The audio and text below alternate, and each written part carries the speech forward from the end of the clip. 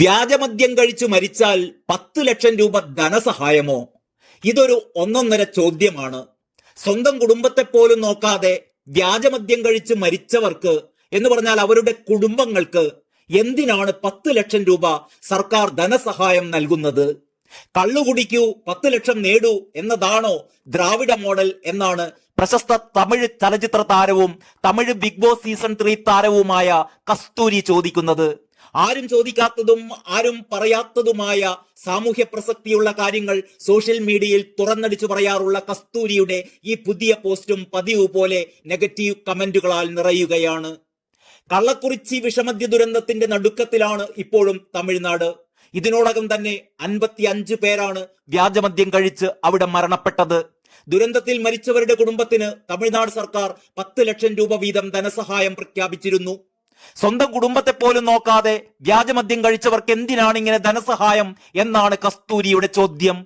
10 ലക്ഷം രൂപ ഏതെങ്കിലും കായിക താരത്തിനോ യുദ്ധത്തിൽ മരിച്ച ജവാനോ ശാസ്ത്രജ്ഞനോ കർഷകനോ ആണോ നൽകുന്നത്?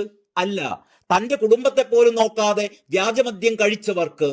ജോലിയെടുക്കേണ്ട, നിങ്ങൾ മദ്യം കുടിക്കൂ, മരിച്ചാൽ 10 ലക്ഷം രൂപ നേടൂ എന്നതാണോ ദ്രാവിഡ മോഡൽ എന്നാണ് കസ്തൂരി ചോദിക്കുന്നത്. കള്ളക്കുറിച്ചി വിഷമദ്യ ദുരന്തത്തിൽ മരിച്ചവരിൽ സ്ത്രീകളും ട്രാൻസ്ജെൻഡർ വ്യക്തികളും ഉൾപ്പെടുന്നു. തമിഴ്നാട് സർക്കാർ സംഭവത്തിൽ ജുഡീഷ്യൽ അന്വേഷണവും പ്രഖ്യാപിച്ചിട്ടുണ്ട്. കുമാരമംഗലം മെഡിക്കൽ കോളേജ്, വിഴുപ്പുരം സർക്കാർ മെഡിക്കൽ കോളേജ്, പുതുച്ചേരി ജിപ്മർ എന്നിവിടങ്ങളിലാണ് ഗുരുതരാവസ്ഥയിലുള്ളവർ ചികിത്സ തേടിയെത്തിയിരിക്കുന്നത്. 135 പേർ ഇവിടങ്ങളിൽ ചികിത്സയിലുണ്ടെന്നാണ് റിപ്പോർട്ടുകൾ. മലയാള സിനിമയിലും അഭിനയിച്ചിട്ടുള്ള കസ്തൂരിയുടെ ഈ ചോദ്യത്തിന് സോഷ്യൽ മീഡിയയിൽ വ്യത്യസ്ത അഭിപ്രായങ്ങളാണ് വന്നുകൊണ്ടിരിക്കുന്നത്.